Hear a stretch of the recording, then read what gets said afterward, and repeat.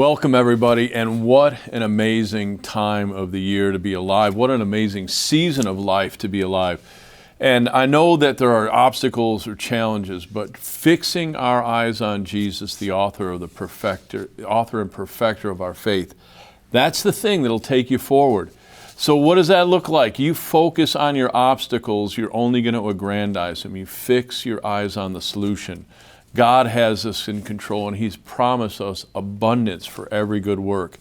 Well, I want to get right into it. I'm really excited today. I say this a lot, but Don Brown, prolific author, attorney, really great American patriot, freedom fighter, former naval officer, but also I think he's a great friend with Rick and I and Chris, who's in and around the campus. So help me just welcome Don Brown. Good to be here. Don, what an amazing time to be alive. There's just so much going on.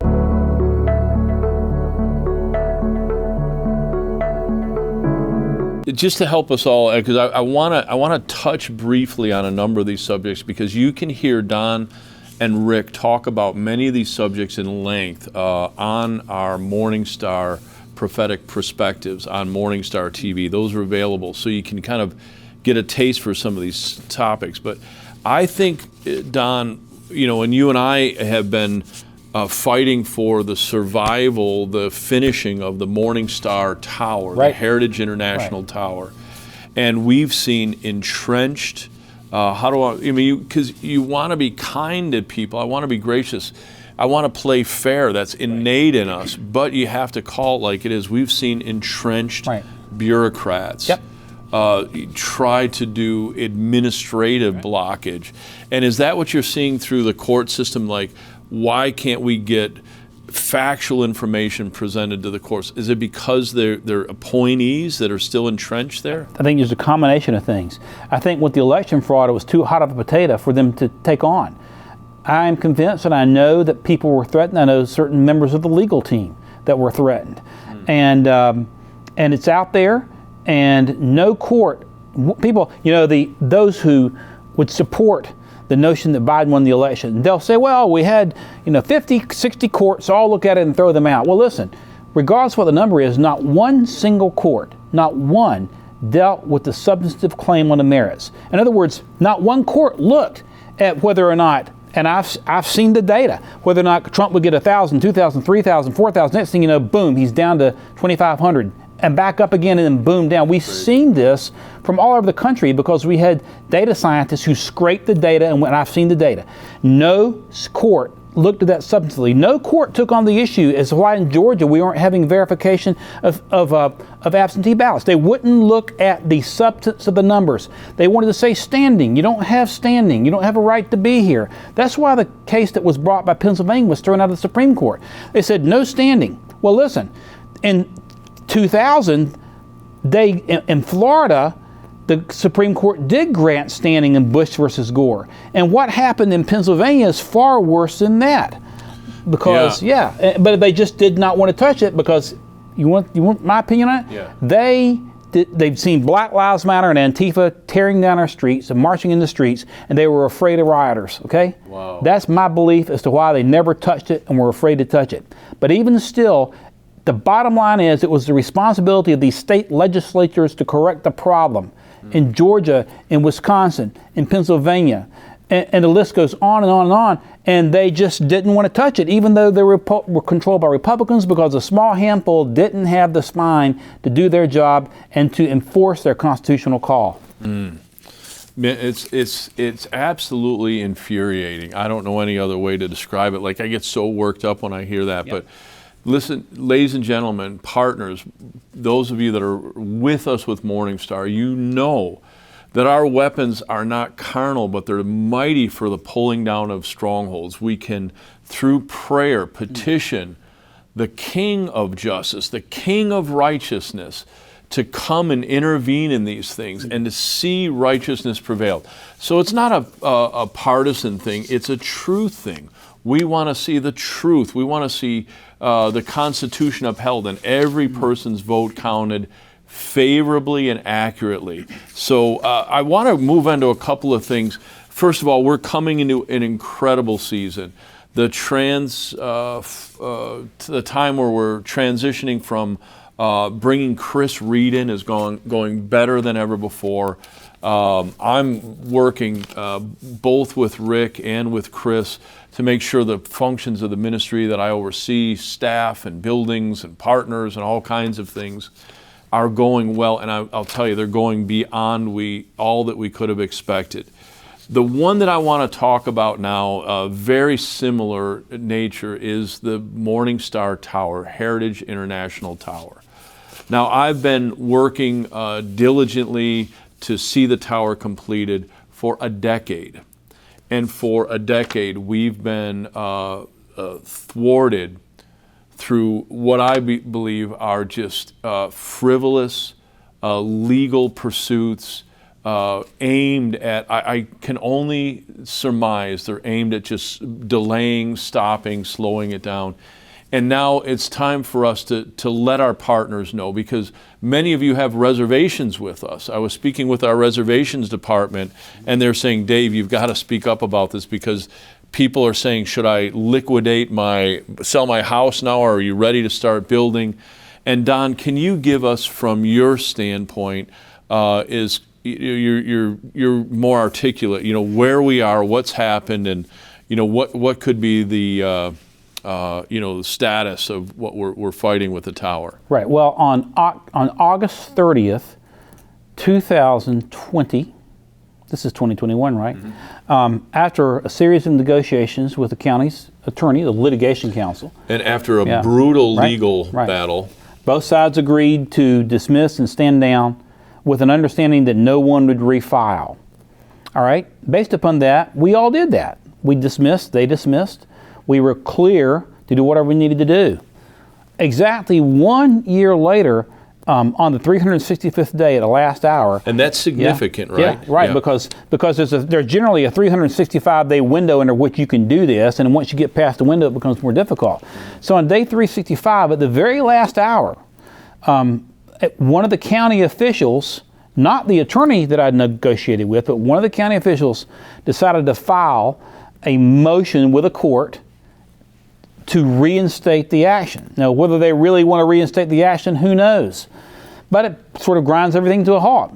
With no, pre-warning, with no comment, with no anything. So it's a speed bump that we've hit, and we've got to try to take the bump out. So that's where we are at this point. Continue to pray for us, ladies and gentlemen. This tower, certainly predates MorningStar.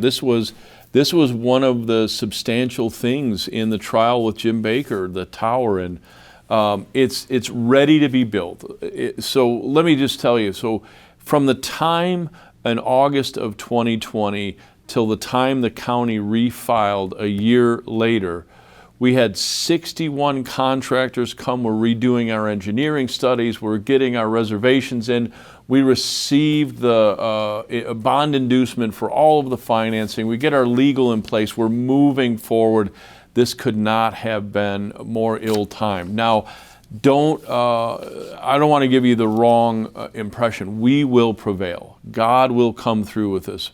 But I want to let you guys know what's happening and ask you to pray with us, to stand with us, to see this blockage push back, so that we, because Don, I think a lot of people don't understand. We just want the right to restore a building here that is very valuable and very important to us. And as you pointed out, we put the entire team in place to make that happen in that 1 year period, which is why this county official's decision to file this one-page motion is a real head scratcher. Why would they do that? I mean, it's a win-win for the county, for the tower to be completed. It's a win-win for MorningStar, for the ministry here, for the mission of the church, for our outreach, and also for York County and for the town of Fort Mill and neighbors, because it's going to bring people in from all over the world, which will help boost the economy. They're going to be good people. You don't have to worry about people moving into the tower. There are going to be criminal threats. Yeah. They're going to be outstanding citizens. So it's a win-win. So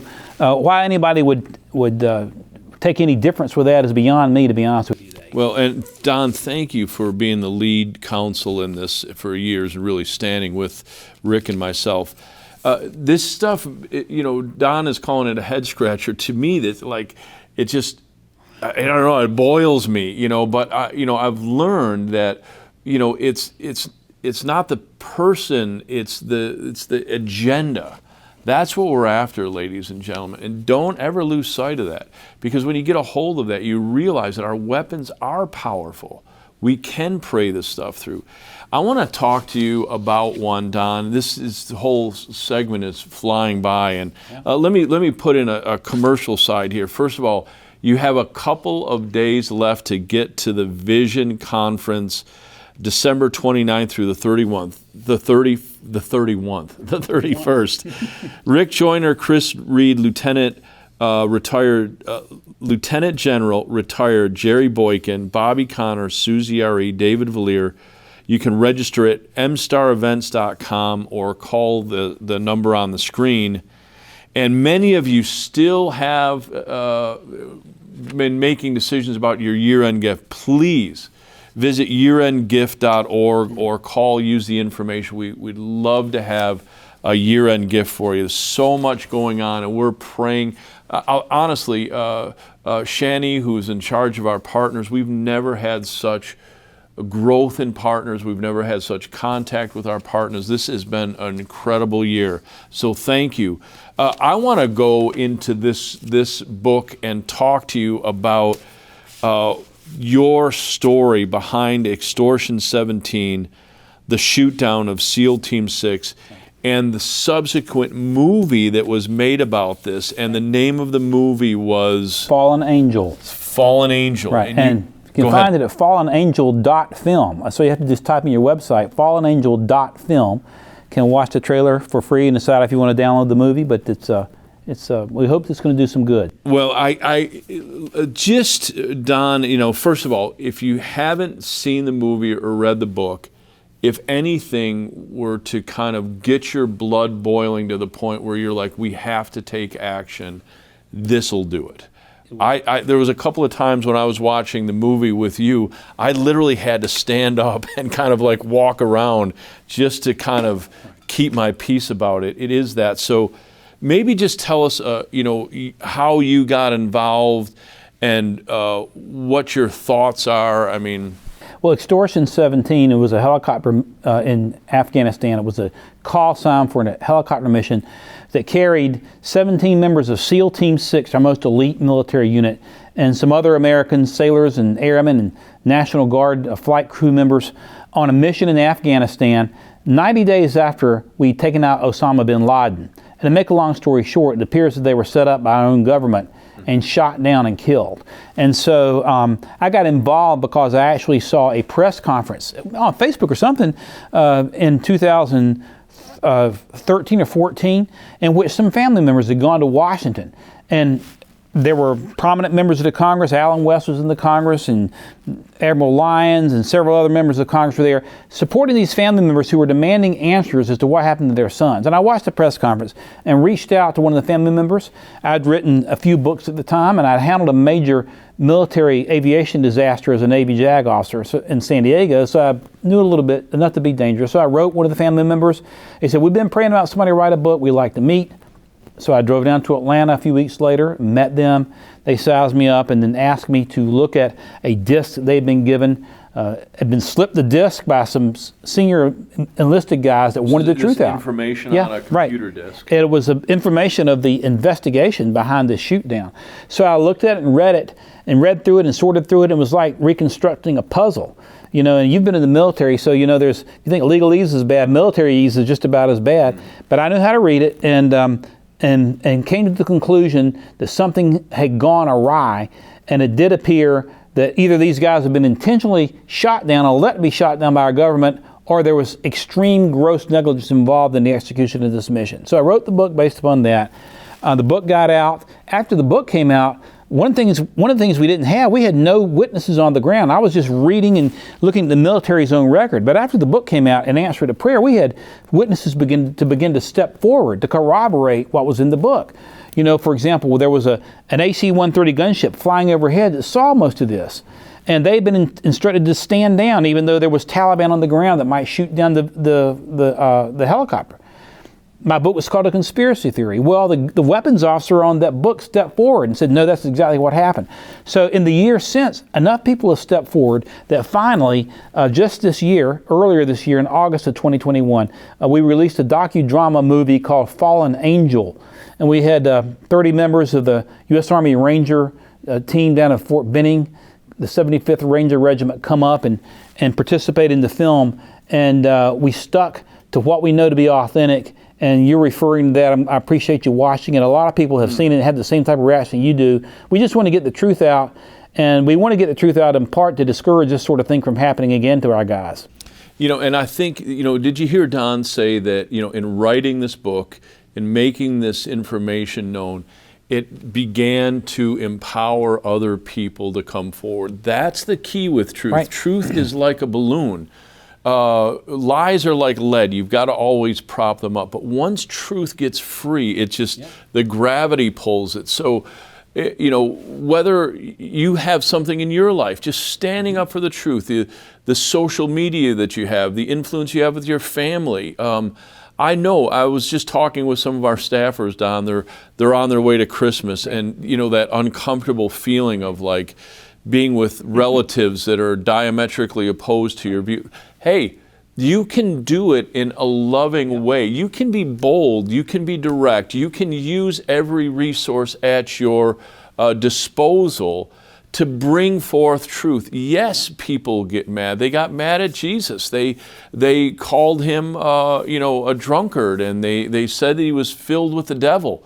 Those things can happen, but you'll have the satisfaction, the peace of mind, knowing that you're doing everything you can to see truth come out. And when I see books like this that get turned into movies, it's inspiring. Honestly, it makes me feel like I can make a difference. You can. You know, Dave, as a follow-up, our friend Rick was preaching a few months back. He said he'd been called to lead us into discipleship. And he said, Lord, I don't know how do I do discipleship? And the word came, just start. Wow. Just start. When we start, he'll take us down the path, even though we don't know where we're going to go. Whether it's a conversation over a Christmas table or getting on social media or speaking out or whatever, just start. That's a great word. I would highly recommend Don's book. And if you haven't seen the movie is just very inspirational. And these were our nation's finest. I mean, they really were some of our finest warriors. And you let me know, you can come to the conclusion that I came to, is that this was perpetrated, it was an act perpetrated on our nation's finest. It's just really a sad story. Your background, Don, uniquely puts you to be in this legal battle, this legal kind of, because as I look at just a small portion of your career, you're a prolific writer. I mean, how many books would you have out now? 15's about to be released. 15, yes. Well, that's, I think many of us we've read 15. I think that's. I probably haven't even read those, you know. So. But I mean, that really makes a difference. And your background as a naval officer, but your work with seeing Officer Lawrence released, all those things. Do you feel like it's part of God's mandate for your life, or? Well, I think in those particular assignments, yes. Mm-hmm. The question is what's next. But in those particular assignments, I feel like that I was called to try to make a difference, to fight some injustice. And these are Extortion 17 that you just mentioned, and the Lawrence case where Lieutenant Clint Lawrence got 20 years for murder when his men got into a firefight on a battlefield in Afghanistan under Obama's rules of engagement. That was an injustice. So, yes, it's a burdensome thing to have to fight these things, but in those two cases, I feel like I had to do that. I was called to do that. Who knows what's next? And I know within Lawrence's situation, ultimately he would have received a presidential pardon. And I would just say, I don't know where he would have been without your involvement, because you came on at a critical time, used everything you had to throw at that fight, and it was perfect timing with Trump, and right. You were named as the head legal person there, and so I think it's like Gideon. Many of us feel like, God, maybe there's somebody stronger, faster, smarter that you can choose for these things. but God picks each one of us and gives us assignment. Your assignment could be, volunteering at your local PTA meeting, really going and running for school board, trying to get the word out. But I think in talking about these things, listen, for those of you that have been with MorningStar for a long time, you don't need to hear me say this, but this is a ministry that really brings a strong message. Rick, a few Sundays ago, talked about the doctrine of lesser magistrates and the necessity, the mandate for people that are involved in any level where there's injustice to stand up, to make their, Bonhoeffer said this. He said it's not enough to rail against the wheels of injustice. We need to drive a spoke into the tire itself. We need to shut that thing down. And Bonhoeffer did it with his very life. Went back. He could have lived his life in America or outside of the Nazis' war machine, and he chose to go back, and he paid the ultimate price for it. But he was uncompromising in his belief, and I think we need to see that courage. Don, what would you say to our partners? You've been around MorningStar long enough. Anything you would say to our partners just in this time in history? I would simply say that stay in the Word. Remember that truth is going to be the ultimate answer to exposing the darkness that we're battling now. You started by saying this is the most exciting time to be alive, and it is. We get closer to His return every day, and we're seeing events unfold that tend to line up with last day biblical prophecy. And but be strong and courageous. Those are the words that we hear to Joshua after Moses died. Be strong and courageous, really, and don't fear. Don't fear man. Speak when we have to speak. We've got an audience of one. All of us have an audience of one. I mean, I've been called every name in the book, and it's not fun sometimes, but we've got to speak the truth. There's power in it. It isn't our power, it's His power. Yeah. So, but courage and truth is what we need more than anything, bathed in prayer at this point, in the battle that we're about to face and we're already in. Yeah, and ladies and gentlemen, I just want to pray as we're closing and release that this be a time of courage in your life. Just the other day, I think for most of us, we don't like conflict. I was looking at an area of conflict, but something inside of me said, I've got to call this person. I've got to reach out to them and let them know my feelings concerning the strength and truth of Jesus Christ in their life. I don't want to go into the situation, but each of us face this. And, you might say, well, Dave, Don, I haven't written 16 books like Don, or Dave, I don't have the platform that you have. Whatever you have, the principle is always the same. To him that is given, and he uses it faithfully, more will be given. To him that has something and he doesn't use it faithfully, even what he has is taken away. It's the law of use in the kingdom. So use what you have. Use your influence that you have. Be bold at this time. And remember that our battle is in the heavenlies. We're called to be a warring church. Don, gone are the days where we've got these kind of happy, charismatic services, and all of the city is going to hell around us. Our cities are just turning into war zones, and we come and we're just happy and charismatic on Sunday. I get that. Right. But we have to engage. We're here to be salt and light. We're here to be the preservation, to drive a mooring into a society that's drifting away.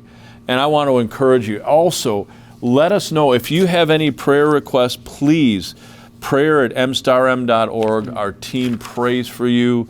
We would love to hear from you. If you have any questions about upcoming events, or just let us know using the screen below. And thank you for remembering us in your year-end giving. A lot of people, myself included, kind of make an extra gift or shore things up at the end of the year. And we really appreciate you. Partners are so vital and important, and they're growing. So thank you for that. Rick and I were just going over the numbers and the people that have come on board and the people that have stood with us. Shani, I think we have partners that have been here for what, 30 years? How are our longest 30 years? Yeah, 20, 30 years. 20, 30 years they've been faithful. Yeah, that's incredible. So Don, I tell you what, if you close us with a prayer, I'll just agree with you, and we'll bless people and leave them with a powerful prayer. Lord, in this time of uncertainty, we look to you. We ask for courage and strength and vision and the ability to speak truth. We ask for your protection as we do so, because we know that when we take a stand, the enemy will rage. But give us the ability to do that, to bring glory to you, to bring glory to your Son. Forgive us of our sins, and help us to go and walk humbly before you as Joshua. In Jesus' name, we lift all these things. We lift all these things to you now, Lord. Yeah, Lord. Thank you. I pray that this be the most exciting New Year's time of your life. Come and join us at the Vision Conference for New Year's. If there's anything we can do, we really appreciate all of your support, all of your watching videos, getting books. You should see Rick's new books coming out. You can go on the MorningStar website, see all of his new books. Very powerful. But thanks again, Don. Yeah, man. Going to be a great new year. Appreciate it, brother. And thank you all for watching us. God bless you.